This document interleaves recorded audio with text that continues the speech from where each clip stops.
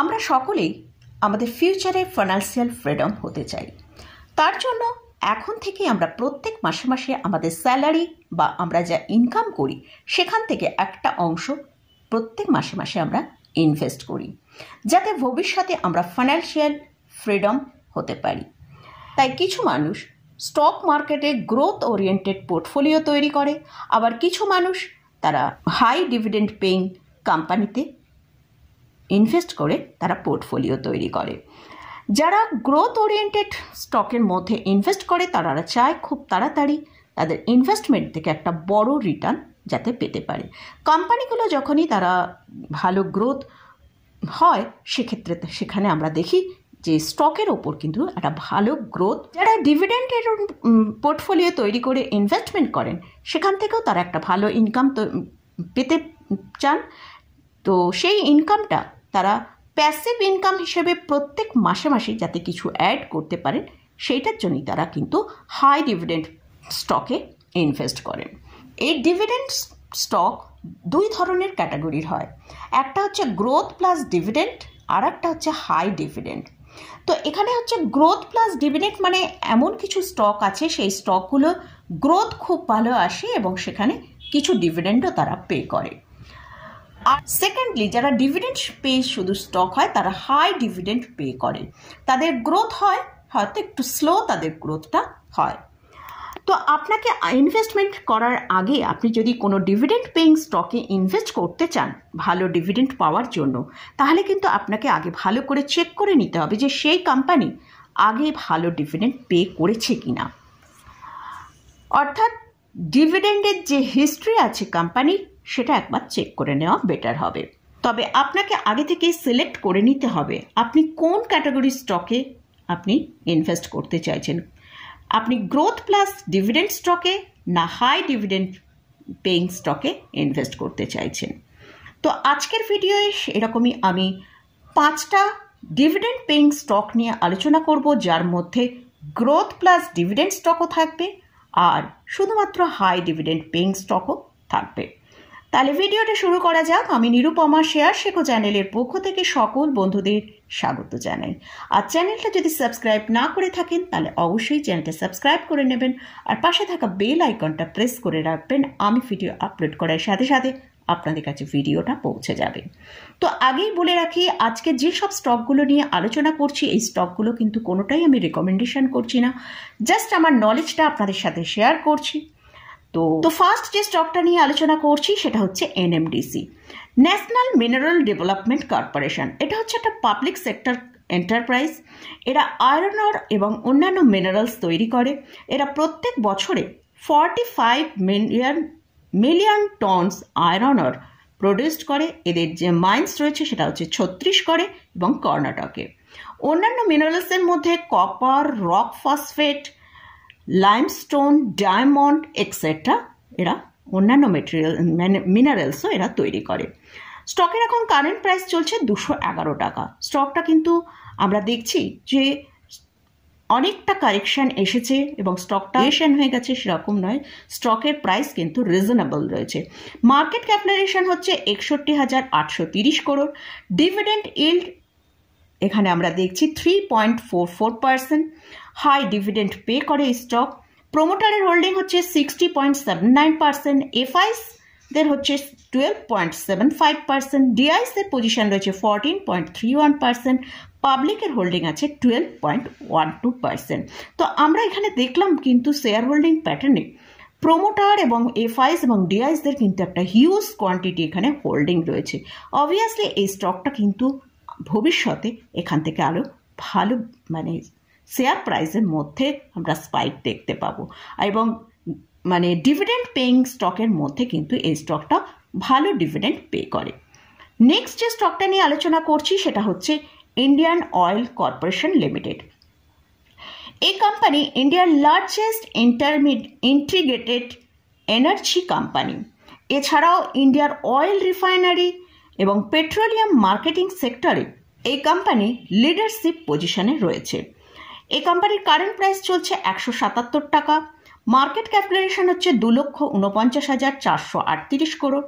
Healthy dividend pay করে, এদের dividend ইল হচ্ছে 6.79%। আর এই কোম্পানি এনার্জি সেক্টরের ভেতর যেহেতু কাজ করছে, সেক্ষেত্রে কিন্তু এই স্টকটা আগামী দিনে কিন্তু একটা খুব ভালো গ্রোথ তো তৈরি করবে। মানে শেয়ার হোল্ডিং প্যাটার্নটা আমরা একবার দেখে নেব। প্রোমোটারের হোল্ডিং হচ্ছে 51.50%, এফআইসের হচ্ছে 7.79%, ডিআইসের হচ্ছে 10.04%, গভর্নমেন্টের কাছে আছে 19.57%, আর পাবলিকের কাছে আছে 11.07%। যেহেতু এই কোম্পানিটা এনার্জি সেক্টরের মধ্যেও কাজ করছে, সেক্ষেত্রে কিন্তু এই কোম্পানিতে আগামী দিনে আমরা কিন্তু খুব ভালো গ্রোথ দেখতে পাবো। এই কোম্পানিটা গ্রোথ প্লাস ডিভিডেন্ড পেইং হিসেবে কিন্তু একটা খুব ভালো স্টক। ফান্ডামেন্টালি আমরা দেখেছি এই স্টকটা কিন্তু খুবই স্ট্রং স্টক। এই কোম্পানিতে লং টার্মের জন্য ইনভেস্ট করে রাখা যেতে পারে।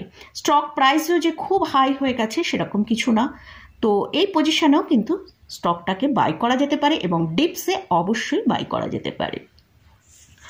থার্ড যে স্টকটা নিয়ে আলোচনা করছি সেটা হচ্ছে কোল ইন্ডিয়া। এটা হলো ইন্ডিয়ার central public sector undertaking company, যার ownership ministry of coal government of ইন্ডিয়ার। কোল ইন্ডিয়া হলো পৃথিবীর মধ্যে সবচেয়ে বেশি কয়লা উৎপাদন, এখানে কয়লা উৎপাদন করা হয়। কারেন্ট প্রাইস চলছে 489 টাকা। আমরা স্টকটার মধ্যে দেখেছিলাম অনেকটা হাই প্রাইস চলে গেছিল, সেখান থেকে কিন্তু বেশ অনেকটাই কারেকশন আমরা এই স্টকে দেখতে পাচ্ছি। তো মার্কেট ক্যাপিটালাইজেশন হচ্ছে 3,01,080 করোড়। এই কোম্পানিও খুব ভালো ডিভিডেন্ড পে করে, ডিভিডেন্ড ইল্ড হচ্ছে 5.22%, আরওই হচ্ছে 52.0%, আরওসিই হচ্ছে 63.6%। অলমোস্ট কিন্তু এটা একটা ডেট ফ্রি কোম্পানি। প্রোমোটারের হোল্ডিং আছে 63.13%। আমরা যদি শেয়ার হোল্ডিং প্যাটার্নটা একবার দেখি, সেখানে দেখছি প্রোমোটারের হোল্ডিং 63.13%, এফআইসের হোল্ডিং 8.31%, ডিআইসের হোল্ডিং হচ্ছে 23.15%। তাহলে অবভিয়াসলি আমাদের এখানে কিন্তু বুঝতে হবে, যখন এফআইস এবং ডিআইসরা এতটা পজিশন এখানে হোল্ডিং করে রেখেছে এবং প্রোমোটারেরও 60%-এর ওপর পজিশন হোল্ড রয়েছে, সেক্ষেত্রে কিন্তু স্টকটা কিন্তু ফান্ডামেন্টালি খুবই স্ট্রং স্টক। এখানে কিন্তু আমরা লং টার্মের জন্য কিন্তু ইনভেস্ট করে রাখতে পারি। তাহলে আর অবশ্যই স্টকের প্রাইসটা অনেকটা ওপরের দিকে রয়েছে, অবশ্যই ডিপ যেরকম স্টকের প্রাইসে যেরকম ডিপ আসবে সেরকম ইনভেস্টমেন্ট করাটা বেটার হবে। ফোর্থ যে স্টকটা নিয়ে আলোচনা করছি সেটা হচ্ছে HCL টেকনোলজি। HCL টেকনোলজি হচ্ছে ইন্ডিয়ার multi national information technology consulting company.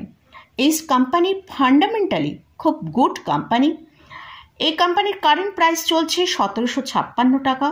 Market capitalisation হচ্ছে 4,76,547 করোড়।